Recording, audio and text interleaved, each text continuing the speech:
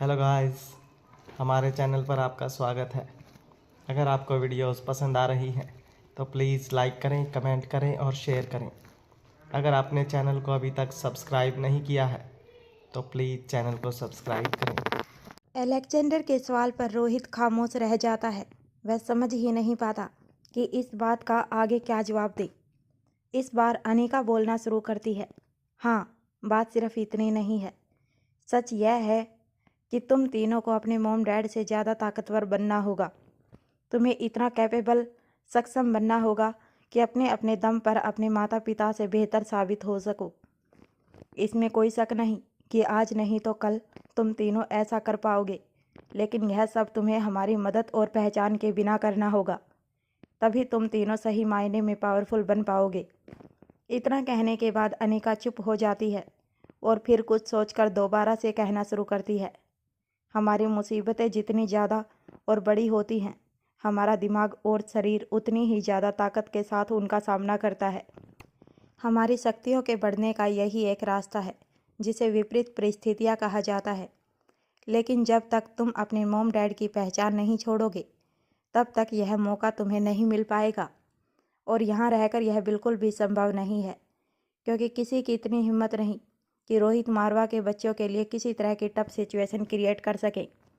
अब आर्यन कहता है, मॉम, इसके लिए आप हमें कोई भी टास्क देंगी तो वह हम आपके साथ रहकर भी आपकी मदद के बिना उसे पूरा करने की कोशिश कर सकते हैं। इसके लिए आपसे दूर होने की क्या ज़रूरत है। अब आर्यन के साथ साथ रिया और अलेक्जेंडर भी कहते हैं, हाँ मॉम, आर्यन सही कह रहा है। हम बिना किसी मदद के यहाँ आपके साथ रहकर भी यह सब कर सकते हैं। अब अनिका अपनी जगह से उठकर खड़ी हो जाती है और उन सब से 2 कदम दूर जाकर बिना बच्चों की तरफ मुड़े ही फिर से कहना शुरू करती है, ठीक है, अगर तुम्हें मेरी बात इस तरह समझ नहीं आ रही है तो और भी साफ साफ शब्दों में सुनो। तुम तीनों से कुछ भी छुपा हुआ नहीं है। तुम्हारी मॉम की वजह से बीते हुए कल में तुम्हारे लिए इतनी मुश्किलें खड़ी हो चुकी हैं कि तुम्हारी जान पर बनाई, और आने वाले कल में तुम्हें बेहद शक्तिशाली दुश्मन का सामना करना पड़ सकता है।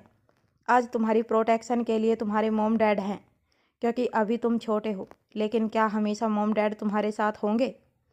इतना कहने के बाद अनिका बच्चों को सोचने का मौका देती है और फिर कुछ पल रुककर दोबारा से कहना शुरू करती है, तुम तीनों यहाँ रहोगे तो उनकी निगाहें तुम पर जमी रहेंगी। वह तुम्हारी ताकत और कमजोरी दोनों को जान पाएंगे। वह दुश्मन जिनकी ना हमने शक्ल देखी है और ना ही हम उसकी अकल के बारे में कुछ भी जानते हैं, वह एक है या अनेक, हम यह भी नहीं जानते। हम सिर्फ इतना ही जानते हैं कि न सिर्फ तुम्हें खुद को बचाने के लिए बल्कि इस दुनिया को बचाने के लिए भी लड़ना होगा। कुल मिलाकर तुम्हें आने वाले कल के लिए तैयार रहना होगा। इसलिए अब तुम तीनों हमारे साथ नहीं रह सकते। बस यह फाइनल है। हो सकता है तुम्हें हमारा यह डिसीजन बिल्कुल अच्छा ना लगे, लेकिन आने वाले कल में तुम यह समझ पाओगे कि यह कितना ज़रूरी था। अनिका की बात सुनकर एक पल के लिए तीनों बच्चों के चेहरे उतर जाते हैं। वह तीनों भी बिस्तर से उतरकर फर्श पर खड़े हो जाते हैं और मायूस चेहरों से अनिका की तरफ ताकने लगते हैं। तभी रोहित अपनी जगह से खड़ा होता है और आगे बढ़ता है। फिर बच्चों के सिर पर हाथ रखते हुए उन्हें चीयर अप करने के लिए मुस्कुराते हुए कहता है, परेशान होने की ज़रूरत नहीं है। Enjoy your vacations, be positive. हम तुम्हारे सामने नहीं होंगे, लेकिन हमारी निगाहें हमेशा तुम पर होंगी। हम हमेशा तुम्हारे आसपास ही होंगे। तुम कभी खुद को अकेला मत समझना। तीनों बच्चे बेबस निगाहों से रोहित की तरफ देखने लगते हैं। अब रोहित आगे कहता है, तुम्हारी मॉम भी अपनी ज़िंदगी के लंबे अरसे तक अकेली रही, लेकिन उसकी वजह से आज वह तुम्हें प्रोटेक्ट कर पा रही है। आने वाले समय में तुम अपनी मॉम को और अपने डैड को भी प्रोटेक्शन दे सको, इतना काबिल बनना तो बनता ही है।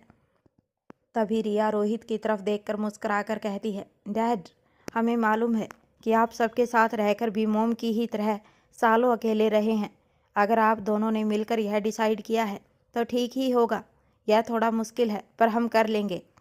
ऐसा कहकर वह अपने दोनों भाइयों की तरफ देखती है और पूछती है, क्या कहते हो तुम दोनों, हम कर लेंगे ना।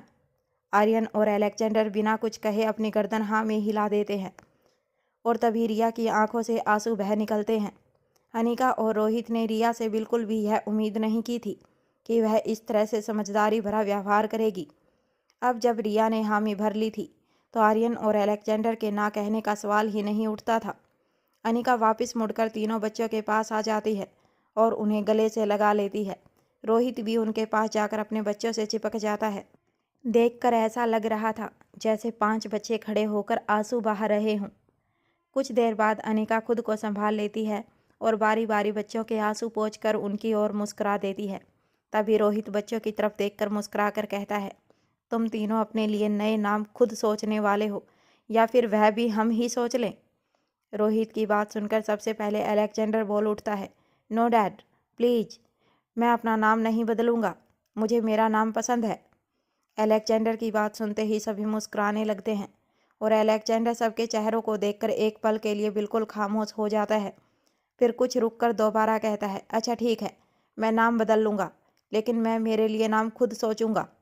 इसके बाद रोहित कहता है, ठीक है, तुम तीनों अपने अपने नाम सोचकर कल सुबह तक मुझे बता देना।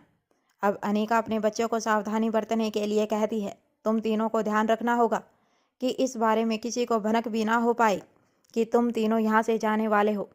अनिका की बात सुनकर आर्यन पूछता है, मॉम, हम किसी को नहीं बताएंगे, लेकिन मैं यह नहीं समझ पा रहा हूँ कि हमारे जाने के बाद यह बात आप कैसे छुपाएंगे। तभी रिया कहती है, मेरे भी मन में यही सवाल है, हमारे जाने के बाद आखिर कब तक आप इस बात को छिपा पाएंगे? चाहे हम दुनिया के किसी भी कोने में चले जाएं, हमें ढूंढना मुश्किल हो सकता है, लेकिन नामुमकिन नहीं। इस बार अलेक्जेंडर बोलता है, हाँ मॉम, बताइए, आपने इस बारे में क्या सोचा है? अलेक्जेंडर और रिया की बात सुनकर अनिका 2 पलों के लिए खामोश रह जाती है, लेकिन जब उसका ध्यान अपने तीनों बच्चों पर जाता है तो वह लगातार अनिका की तरफ देख रहे थे। उन्हें इंतजार था कि उनके इस सवाल का उनकी मॉम क्या जवाब देने वाली है। अनिका इस बारे में अपने बच्चों को ज़्यादा कुछ नहीं बताना चाहती थी, क्योंकि उसे इस बात का एहसास था कि इसका बच्चों पर विपरीत प्रभाव भी पड़ सकता था। चाहे वह कितने भी समझदार क्यों नहीं थे, लेकिन आखिर थे तो बच्चे ही। अपने माता पिता के प्यार और अपना अधिकार समझना उनके अधिकार क्षेत्र में था। अपने बच्चों की सवाल भरी निगाहों को देखकर अनिका बोलने के लिए बाध्य हो जाती है। वह बड़े ही प्यार से उनसे कहती है, तुम्हें ढूंढने के लिए तब कोई नहीं निकलेगा जब किसी को इस बात का एहसास होगा कि तुम तीनों यहाँ नहीं हो। अलेक्जेंडर पूछता है, मतलब मॉम, किसी को भी इस बारे में पता कैसे नहीं चलेगा? अनिका जवाब देती है, तुम तीनों अपनी आंखों से ही देख लेना कि इसके लिए क्या इंतजाम किए गए हैं। उधर मल्होत्रा हाउस में कल देर रात तक फंक्शन में रहने के कारण मल्होत्रा परिवार में किसी की भी आंख समय पर नहीं खुली, लेकिन अंजलि सुबह जल्दी उठने की अपनी आदत के अनुसार समय पर ही जाग चुकी थी। नींद टूटने के बाद अंजलि को एक बार इच्छा हुई कि वह दोबारा से सो जाए, लेकिन कुछ सोचकर वह किचन की ओर चल पड़ती है। जब वह डाइनिंग हॉल में पहुंची तो देखती है कि सविता सोफे पर अपना पर्स रख रही थी। उसे देखकर यह बिल्कुल स्पष्ट था कि वह लगभग तैयार थी और बाहर जाने की तैयारी में थी। अंजलि सविता को इतनी सुबह सुबह जागा हुआ देखकर हैरान रह जाती है। वह तुरंत ही सविता से पूछती है, क्या तुम्हें कोई ज़रूरी काम आ पड़ा है? सविता मुस्कुराकर जवाब देती है, नहीं मम्मा, ऐसी कोई बात नहीं है। दरअसल मेरी नींद पूरी हो चुकी थी, अब नींद नहीं आ रही थी तो मैंने सोचा फार्मेसी चलकर वहीं के ज़रूरी काम निपटाए जाए।